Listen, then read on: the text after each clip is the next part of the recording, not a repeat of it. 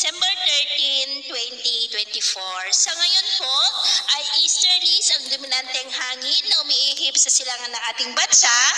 habang ang hanging amihan ay umiihip po dyan sa may extreme northern Luzon. At bukas, lalakas muli ang bugso ng hanging amihan hanggang sa linggo na magdudulot po muli ng mas maulan na panahon,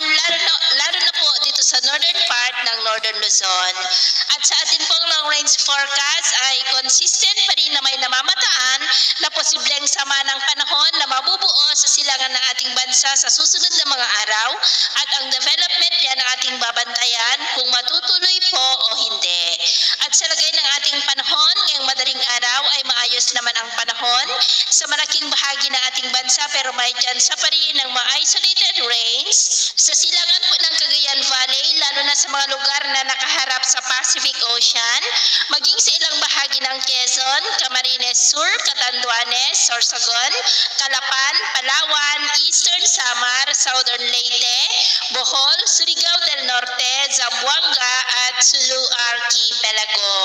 At mamaya ay sisikat po ang araw sa malaking bahagi ng ating bansa, pero may chance pa rin ng cloudy skies with isolated rains sa mga lugar na nakaharap sa Pacific Ocean mula sa silangan ng Cagayan Valley, Quezon, Catanduanes, Eastern Samar, Southern Leyte, ilang bahagi ng Bohol, Southern Cebu, Surigao Provinces, Zamboanga at Sulu Archipelago. At mamayang hapon, mas maraming lugar ulit ang makakaranas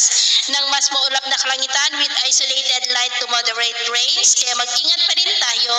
sa mga banta pa rin po ng mga pagbaha at pagguho ng lupa.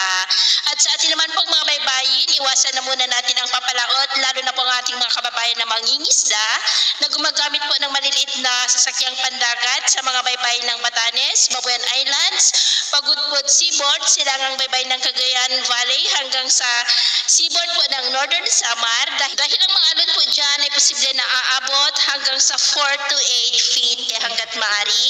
ay iwasan na po muna natin ang papalaot dyan sa mga may kulay pula para mas makaiwas sa mga sakunang